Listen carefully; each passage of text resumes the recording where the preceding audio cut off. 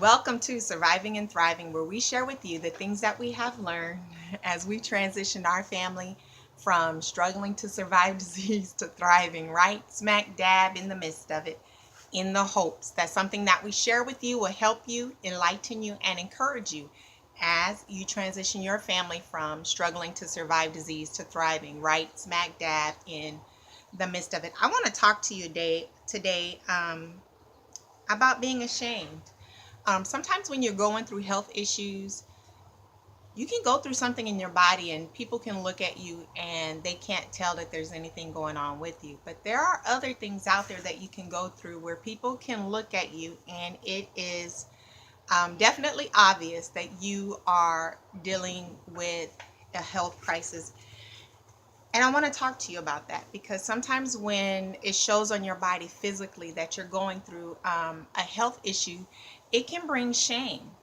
It can make a person very much embarrassed about how they look, embarrassed so much that it interferes with the intimacy between them and their spouse, and that it can lock people away where people are like, they don't want to go outside. They don't want to go and be seen. They don't want anyone to come and visit them because they are ashamed of what they look like. Sometimes you can go through some things and it doesn't necessarily affect your physical body, but you can go through things where you might have to wear a Holter monitor, or you might have a port somewhere sticking out of your body, or you might have tubes sticking out because you might be being fed through a different part of your body other than your mouth, or you might have to walk around with oxygen tanks, or you may have to walk around with a catheter. There's a lot of things that are out there that a person might go through that is obvious, and people might have to look at them and see them with those things on that may bring embarrassment or shame to the caregiver, the loved ones, or the person who is going through. And that's what I want to talk to you about. When you have those types of situations, when it's something where your body is showing it, or there's something connected to your body, or something going on where it's obvious that you're going through something, do not be ashamed. Do not be ashamed of yourself. Do not be ashamed of the ones that are you're loving on. If it's somebody that you love that is going through, there is no reason and no need to be ashamed of anything that you're going through. And I'm going to tell you some things about when people are ashamed. They lock themselves away. They close themselves off. And it's like they build a wall around themselves trying to hide what they are going through. You shouldn't be ashamed of it. You didn't ask for it. This is what you're going through. It's a state that you're going through, but it's not who you are. It is not your personality. It does not define you. It is not the person of you. So don't be ashamed of it. It's just something that you are going through at that time. Do not lock yourself away. Do not build yourself a wall around you and lock yourself in and become full of fear and full of shame that somebody might see you or know your secret of what you are going through. And I'm telling you this from experience. Look, I've went through a lot of things where it was evident that my body was going through some things, and there was nothing that you can hide from it. And I personally thought that I looked like a monster, and then I've gone through other things where I've had, you see me here, I have tape here. There's things that I go through at times where there's things that are obvious that I have to have on. And I chose from the onstart, I was not going to be ashamed because I understood that this was something that I was going through, but it is not who I am. It does not define me. It is not my identity. And so because of that, y'all, you see, I don't wear no turtlenecks to hide anything. I can go anywhere. I can wear anything that I want to wear, and I'm not going to confine myself and bind myself and be ashamed of who I am. This walk, actually, dealing with sickness and disease, you guys, has taught me to learn to be me.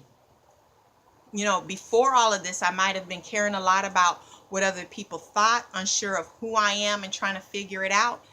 But because of all that we've been through, I'm confident in who I am. I know who I am. I embrace who I am, and I accept who I am.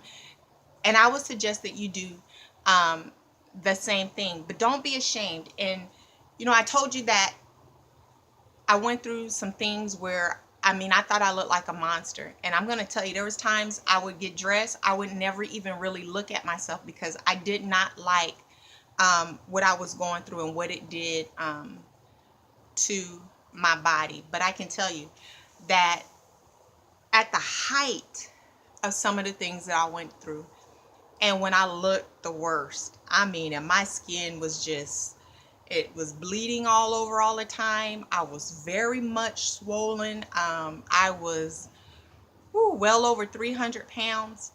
And it was all because of what I was going through. And my husband would look at me and he would tell me how beautiful I was. And that would do so much to me. In fact, it made me cry a lot because I didn't understand that how he could look at me like that when I looked the way that I did and was going through the things that I did. But what it did do is it helped me to know that his love for me was not based upon my looks, and that no matter what I went through or how I looked, and even when one day when we're 120 years old together, he's still going to think I'm the most beautiful thing in the world. But don't be ashamed of yourself, and don't be ashamed of your loved one, because if you're ashamed of your loved one, it will cause them to feel shame about themselves. You want to treat your loved one as normal, as much as possible, because that's the best thing for them, to help them to get through the things that they are going through. But don't box yourself in. When I was growing up, if someone had a child that was autistic, retarded, or had any kind of disability, half the time you didn't even know they had a child because they would lock the child up in the back room. And a lot of times if you went over to their house and visited, you might have, tipped in and seen something that they were ashamed that they didn't want you to see. But how do you think those people feel locked up in their room?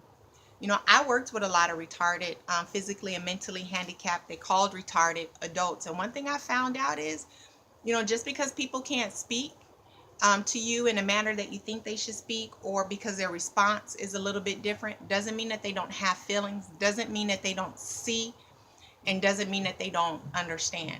So you always want to treat everybody like a human being. Give them the respect and the love that anyone deserves as a child of God, being born into this earth as a human being. So treat them as normal as possible and never be ashamed of who you are.